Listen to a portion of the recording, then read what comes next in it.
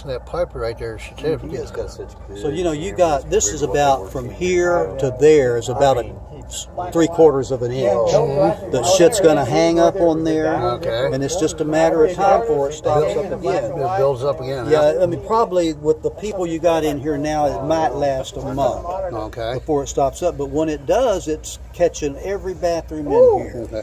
So what's the solution?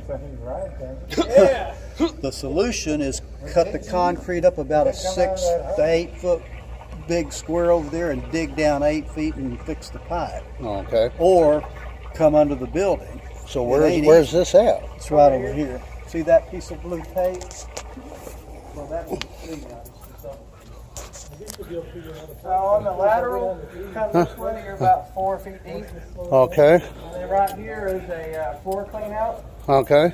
Drops down, turns, and then you got the main line's going this way. So that pipe is broke right there. And the flow is going that way. Okay. So what are they going to have to do? Dig outside? No, you either Dig outside and tunnel or Or dig go a- through the floor. Go through the 6x4 here. Okay. Wow.